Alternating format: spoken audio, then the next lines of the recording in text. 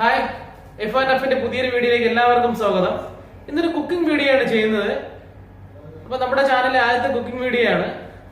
ഇന്ന് വളരെ എളുപ്പത്തിൽ പ്രിപ്പയർ ചെയ്യാൻ പറ്റുന്ന റെസിപ്പിയാണ് മുട്ട തിളപ്പിച്ചത്. അപ്പൊ അതിന്റെ വിശേഷങ്ങളിലേക്ക് പോകാം. Every single day I'm gonna make something great. That's my way. അപ്പൊ നമ്മുടെ ചാനലിലേക്ക് പുതിയൊരു അതിഥി കൂടിയുണ്ട്. എന്റെ വൈഫാണ് മയൂരി. പുള്ളിക്കാരിയാണ് പ്രിപ്പറേഷൻ. ഓക്കെ, നമുക്കപ്പോൾ അതിലേക്ക് കുക്കിങ്ങിലേക്ക് പോകാം. ഇതിനാവശ്യമായ സാധനങ്ങൾ 4 മുട്ട, 2 തക്കാളി, 1 സവോള, 2 പച്ചമുളക്, കറിവേപ്പില. ഞാനിവിടെ ഉപയോഗിച്ചിരിക്കുന്നത് കാശ്മീരി ചില്ലി പൗഡറാണ്, മഞ്ഞൾപ്പൊടി, ഉപ്പ്, കുറച്ച് മല്ലിയില. നമുക്കിത് ഉണ്ടാക്കാൻ തുടങ്ങാം. അതിനായി ആദ്യം പാൻ അടുപ്പത്ത് വയ്ക്കുക. പാൻ അടുപ്പത്ത് വെച്ചിട്ട് ഒരല്പം വെളിച്ചെണ്ണ ഒഴിച്ചു കൊടുക്കുക.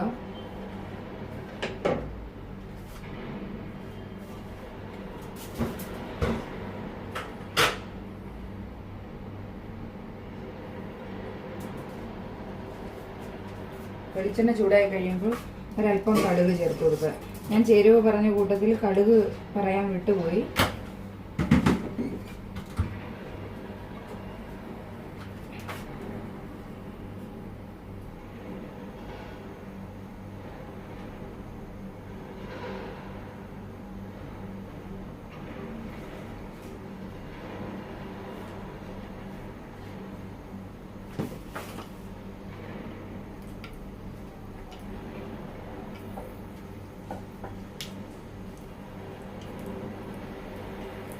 കടുക് പൊട്ടിയതിന് ശേഷം നമ്മൾ പകുതി കരിവേപ്പില ഇതിൽ നിന്ന് ചേർത്ത് കൊടുക്കാം.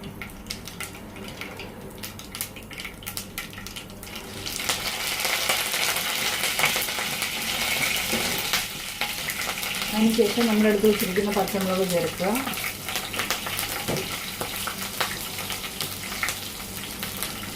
അതിനുശേഷം സവാള ചേർത്ത് കൊടുക്കുക.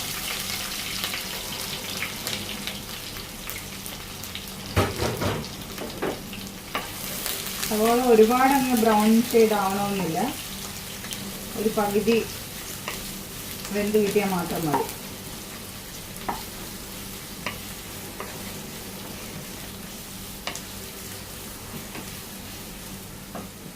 ഇതിൻ്റെ കൂടെ നമ്മൾ ഉപ്പ് ചേർത്ത് കൊടുത്താൽ സവാള പെട്ടെന്ന് വാടിക്കിട്ടും.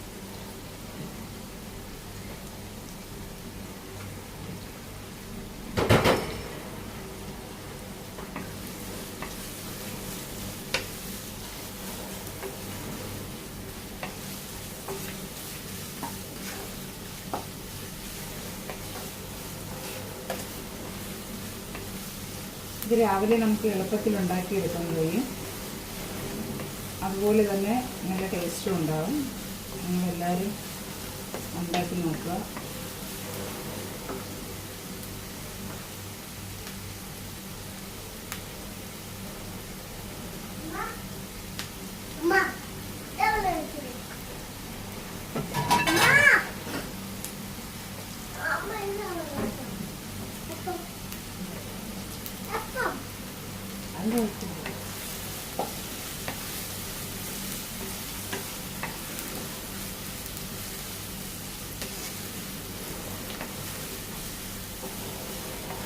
സവോളയുടെ നിറം മാറുന്നുണ്ട്, കുറച്ചുകൂടെ ഒന്ന് മാറിക്കൊള്ളു.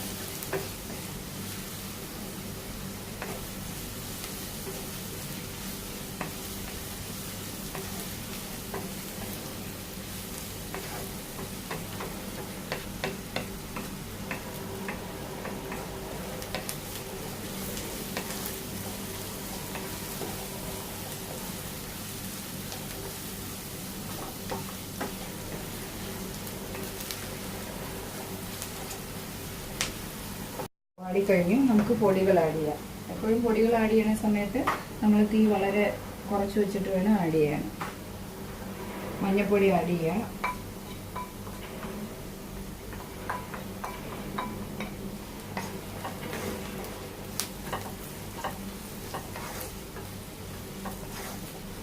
മുളക് പൊടി,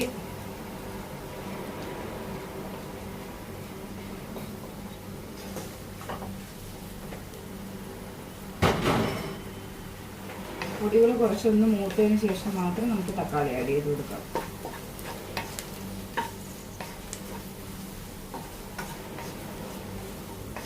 ഞാനിതിൽ കാശ്മീരി ചില്ലിയാണ് ഉപയോഗിച്ചിരിക്കുന്നത്.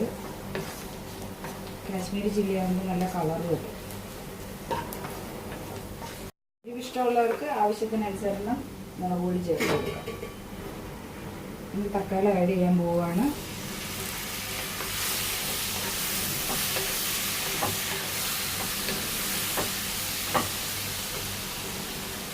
തക്കാളിയുടെ കൂടെ തന്നെ നമ്മൾ എടുത്തു വെച്ചിരിക്കുന്ന കരിവേപ്പില ബാക്കി ആഡ് ചെയ്ത് കൊടുക്കാം.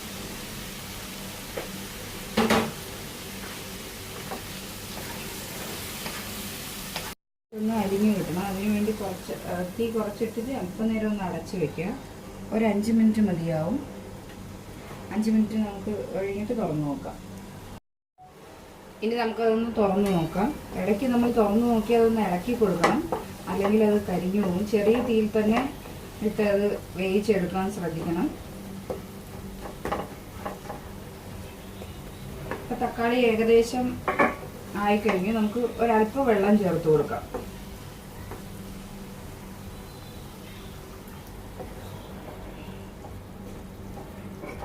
അല്പം മതിയാവും, ഒരുപാട് വെള്ളത്തിൻ്റെ ആവശ്യമില്ല.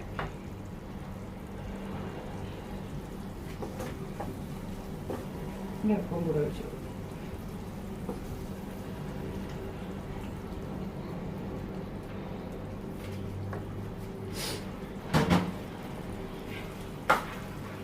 ഇതൊന്ന് ചൂടായി കഴിയുമ്പോഴത്തേക്കും നമുക്ക് മുട്ട പൊട്ടിച്ച് വയ്ക്കാം.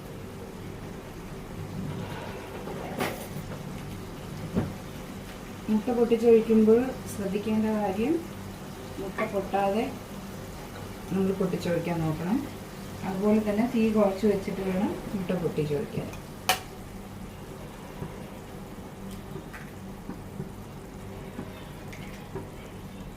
ഞാനിവിടെ 4 മുട്ടയാണ് എടുത്തിരിക്കുന്നത്. നിങ്ങൾക്ക് ആവശ്യത്തിന് 5 മുട്ടയോ 6 മുട്ടയോ വേണമെങ്കിൽ ഉപയോഗിക്കാവുന്നതാണ്.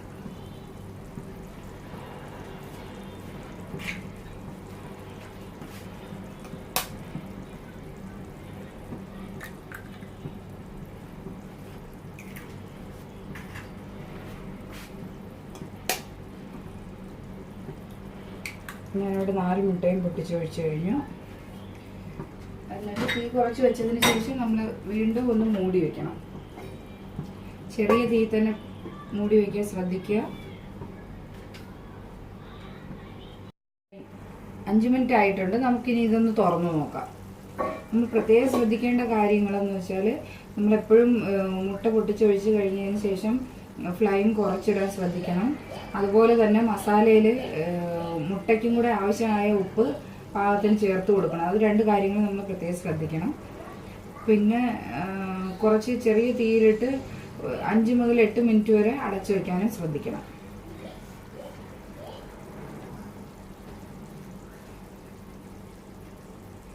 ഇതിപ്പോൾ ഏകദേശം ആയിക്കഴിഞ്ഞു. നമുക്ക് കണ്ടാൽ അറിയാം മുട്ടയുടെ എല്ലാം പൊങ്ങി വന്നിട്ടുണ്ട്. ഏകദേശം വെന്ത് കഴിഞ്ഞു. നമുക്ക് ജസ്റ്റ് ഒരു 5 മിനിറ്റ് കൂടെ ഒന്ന് അടച്ചു വയ്ക്കാം.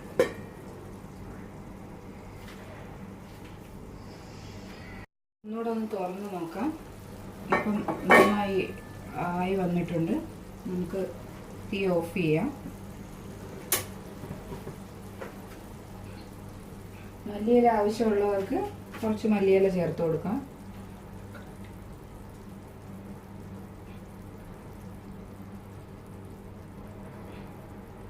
നിർബന്ധമില്ല മല്ലിയിലയുടെ ടേസ്റ്റ് ഇഷ്ടമുള്ളവർക്ക് മാത്രം അത് ചേർത്ത് കൊടുക്കാം. ഇപ്പോൾ നമ്മുടെ മുട്ട തിളപ്പിച്ച് ഇവിടെ റെഡിയായി കഴിഞ്ഞു. ഞാൻ ഇന്നത് സെർവ് ചെയ്യാൻ പോകുന്നത് ഇടിയപ്പത്തിൻ്റെ കൂടെയാണ്. ഇത് ഇടിയപ്പത്തിൻ്റെ കൂടെയും ദോശയുടെ കൂടെയാണ് കൂടുതൽ നല്ല ടേസ്റ്റ് ഉണ്ടാവുക. പിന്നെ ചോറിൻ്റെ കൂടെ നമുക്ക് കഴിക്കാവുന്നതാണ്. എൻ്റെ ഈ ചെറിയ വീഡിയോ നിങ്ങൾക്ക് ഇഷ്ടമായിട്ടുണ്ടെങ്കിൽ നിങ്ങൾ ലൈക്ക് ചെയ്യുക, ഷെയർ ചെയ്യുക, അതുപോലെ തന്നെ സബ്സ്ക്രൈബ് ചെയ്യുക. ഓക്കെ, അപ്പോൾ അടുത്ത ആഴ്ച പുതിയൊരു വീഡിയോയുമായി കാണാം. അതുവരെ ബൈ.